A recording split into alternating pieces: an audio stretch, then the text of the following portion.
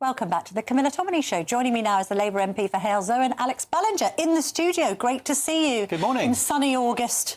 Let's hope for some rain in Hale-Zoe and everywhere else. Next week, I hear. Apparently so. Yes, my garden will need it. Now, we are worried, aren't we, about wildfires and things, but did we really need that alert on Friday night, which, I'm going to quote a Tory spokesperson, said it was designed for terror attacks, not to tell people how to cook their sausages? Well, we have had absolutely awful wildfires, and in my neighbouring constituency, Stourbridge, there were 18 homes that were burnt to the ground. Yes. 19 others that were seriously damaged. We had 100... Well, there you go. This is GB News Originals. I'm Emily Carver. Please do give this video a like and subscribe to our channel for more content like this. And do leave a comment. Let me know what you think. Firefighters on the scene, Yeah. trying to fix stall. It is really serious. That was one of the 37 different fires that are spreading across the country. I'm personally really glad that the government is taking this seriously. They're taking advice from the fire brigade. But the alert, Alex, because the trouble is people were getting so irritated by it, they're now going to say to themselves, I'm going to turn it off for future alerts.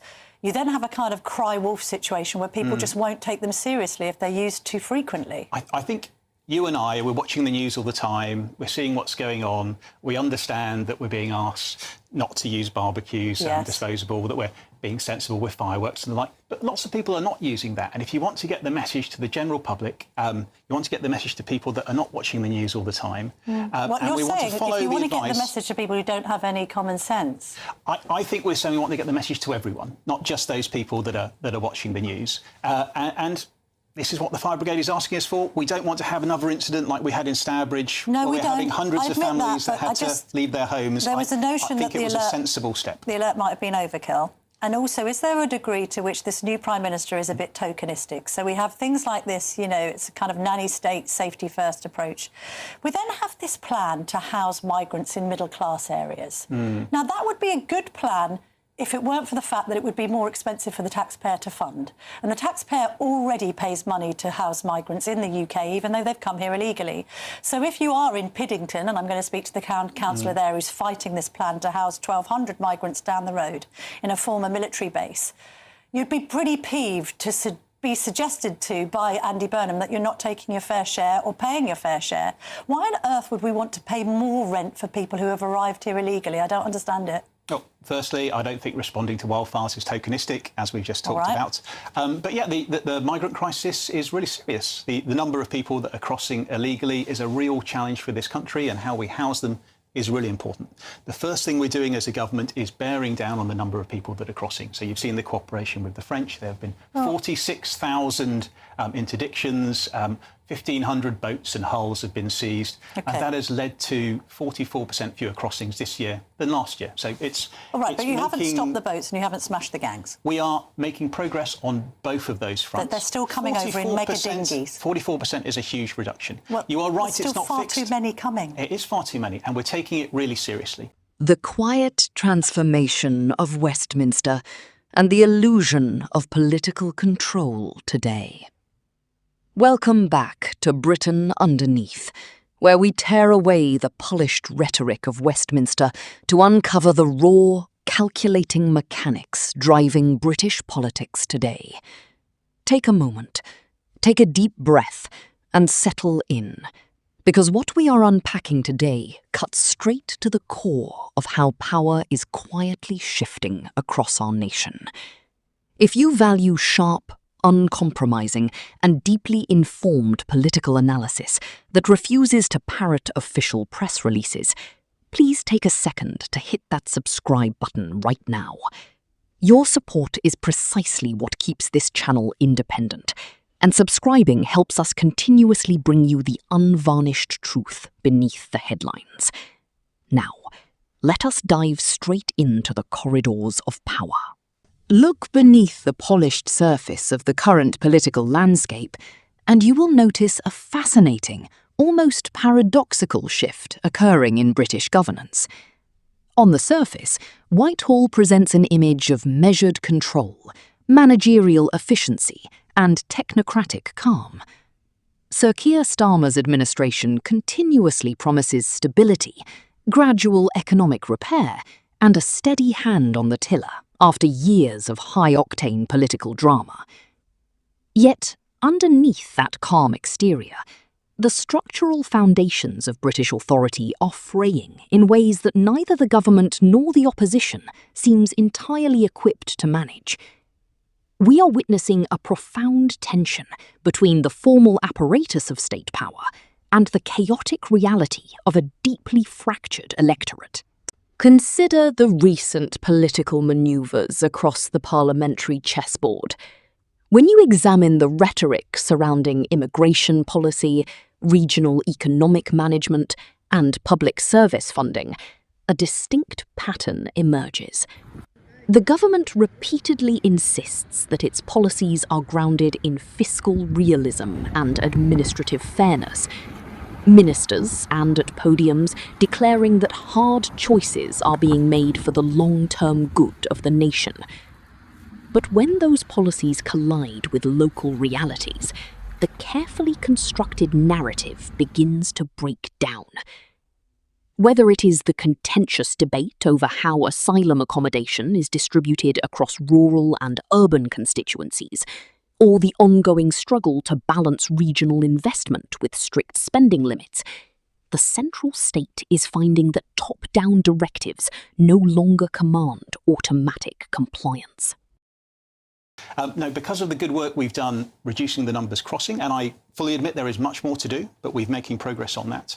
Because of that good work and the work we're doing to deport people that have no right to be here, we've reduced the number of asylum hotels that are being used in town centres that are so unpopular in the community from 400 to about 160, so well under half of those. They're unpopular everywhere. They're unpopular everywhere. And we think, and I think the public think, it's more appropriate to house asylum seekers in military barracks than it is in hotels in town centres. So that is why, even though we're reducing the numbers and we're reducing the people that are claiming, reducing the numbers that are staying in asylum accommodation in the UK and the numbers that are crossing, we will still need some asylum accommodation. Yes. And so it should be as cheap as possible, not in middle-class areas where it's more expensive. It should be in the most appropriate type of building or structure, and I think former military barracks are one of those more appropriate types of buildings. But that wasn't quite what the Prime Minister said. You're kind of giving a good gloss on it. He's basically saying that the middle classes should share the burden, and it's not fair to only put these migrants in deprived areas. I think that's exactly what he said, yeah. Yeah, but he also said, so he was then told, well, hang on, I think by Chris Hope in an interview on GB News, but it's going to be more expensive. And he said, well, it might be more expensive, but we just need to do it like this. Because basically he's engaging in a form of class warfare. He's the king of the North. He wants to make sure that we're all levelled up. The South must also suffer. I mean, what's he trying to do? Spread the suffering. I don't think that's accurate. But he is right that the poorest areas shouldn't face the full burden of housing asylum seekers. But how much should it cost? Surely it should be cost efficient. It doesn't cost more money than some of these very expensive contracts that were signed by the Conservatives when they were set up to put people in public buildings that are already there. But journalistic research does suggest that if you put migrants in more middle-class areas where rents are statistically higher... But not in military barracks. Yes, but this is my central point, Alex Ballinger. The Prime Minister was told it could cost more to push migrants into middle-class areas, and he said, yes, it might, but, you know, we still need to do it. So he's prioritising a degree of class warfare over economic literacy. I don't think he's doing anything to do with class warfare. I think it's all about making sure the burden is shared fairly across the country. Even though it costs the taxpayer more. Even if these military barracks are in wealthier areas, that we should be looking at putting them in the most appropriate accommodation. Alex Ballinger, even if it costs the taxpayer more... I mean, cost is a factor, but fairness is also a factor. Hang on, but it's not going to be fair. We can't put everyone in Blackpool, we can't put everyone in Birmingham. They've got to be spread across the country. First of all, it's not fair, according to the taxpayer, to fund people who have come here illegally. Second of all, it's not fair to burden the taxpayer with a higher bill simply so Andy Burnham can flex his levelling up muscles. Is it? I think you're mischaracterising it. And in the last 2 years, we've saved £1 billion by closing asylum accommodation. How else is there to characterise it if he's the one saying we must put migrants in middle-class areas? He said... It's class warfare, isn't it? The poorest areas shouldn't face the full burden. And I think if you go and speak to people in the poorer areas that have many asylum hotels that we're now closing, they will agree with you. But I thought the government was grappling with the cost of living crisis. I thought the Treasury was struggling to find money for instance, our defences. But now you're saying you're happy to spend more money just to make some kind of class point. I don't think it's going to cost more money. I think well, the no, very the evidence expensive, suggests it is going to cost more money very expensive because contracts that were signed by the Conservatives are being ended. The Prime Minister has Public buildings are accepted, cheaper. but the Prime Minister himself has accepted it might cost more money to house the migrants in so-called nicer areas, but he wants to do it anyway because he's trying to prove some kind of King of the North point. There's no other interpretation as why he wants to do it. He's either trying to prove a class point or he's trying to spread misery across the country. Which is it? I think we could take the approach of the Conservatives and load as many asylum seekers into hotels in the poorest communities in the country, and we're seeing all the protests and all the problems that we You're had. making out that there aren't already hotels in nice areas. There are, aren't there? There's already migrant accommodation. If you look at the map, I'm sorry, it's complete misrepresentation to say they're only in deprived areas. They're in all sorts of areas. They're in nice leafy parts of Epsom. They're in Milton Keynes. They're north, they're south. Why doesn't the Prime Minister put his money where his mouth is and open a migrant centre in Makerfield? I think it's appropriate, as we're doing, to move people out of town centres and into military accommodation. How many into migrants would you centres. like to be housed in Hales Owen? Well, we've just closed the final migrant hotel in Dudley earlier this year. That was one of the successes of the government. It's very unpopular in the local community. Okay, so you've got room for more? I think it's appropriate that we bear down on the number of people that are crossing, so there are fewer migrants everywhere. But answer my question, Alex Badger. How many migrants are you willing to take in your constituency? Because this is the other problem with the policy. You've got lots of hand-wringing Labour MPs like your colleague Rachel Maskell saying refugees welcome, please come, but actually not in my backyard. If we had a disused military barracks in my constituency that was the most appropriate accommodation for asylum seekers, I would be the first person to say that is where we should be putting. And would it be more appropriate, for instance, as we go? This is where the true intrigue lies for any serious observer of British affairs. The political class in London operates on the assumption that authority flows outward from Westminster. Yet the reality on the ground reflects a country that is increasingly regionalised, sceptical and weary of distant mandates. Take, for instance, the rising prominence of regional leaders and metro mayors who are increasingly willing to challenge Whitehall on everything from transport infrastructure to social housing. Figures across the political spectrum are discovering that appealing directly to local sentiment yields far more leverage than dutifully towing the party line. This dynamic is transforming the political landscape into a modern battleground, where national policy is constantly negotiated, delayed, or reshaped by regional resistance.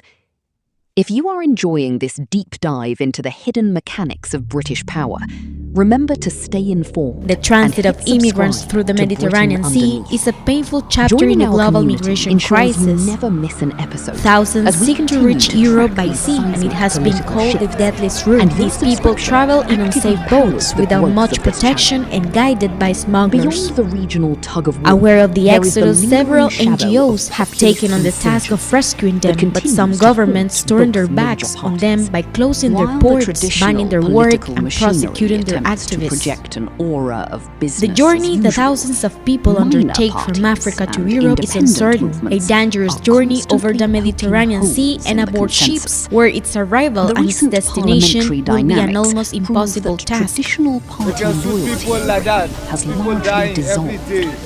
Voters are no longer bound by ancestral ties to Labour or the Conservatives.